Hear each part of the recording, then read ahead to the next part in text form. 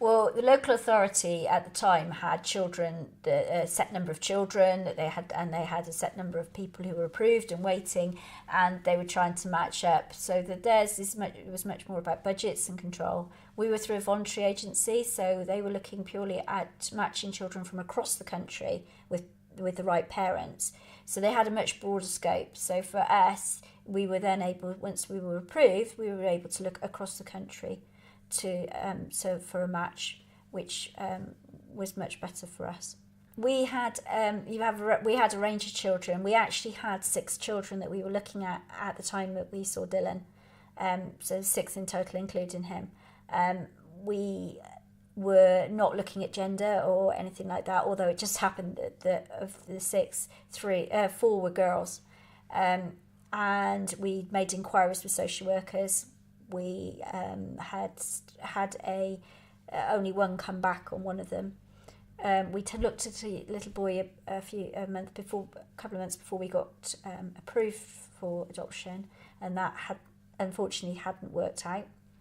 But we kept an open mind.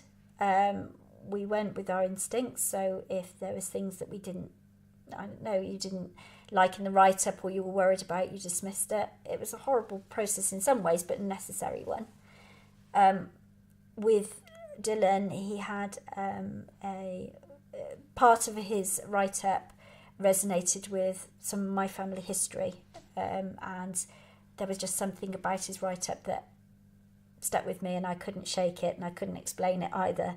It was just a feeling inside of, I can't let this child go. And this picture was terrible. In fact, it was so bad, my boys, when I first showed it to them, thought he was a girl. But so it wasn't that. But if there was just something about the write-up that got to me and said, you've got to take this a bit further.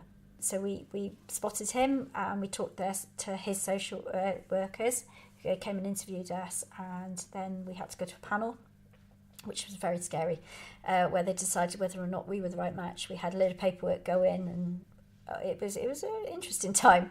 Panel decided we were the right match, and so we were matched in December. But because of Christmas getting in the way and various other bits and pieces, we actually went to introductions with him in January. We had a long wait, but we sent teddy bears that we'd slept with for 3 weeks to give him an idea of our smell. And we met with the foster carers in the interim, and who were lovely. And we were able to share some facts about him. We were given DVDs to look at, which was very good for our boys to see, made him more real.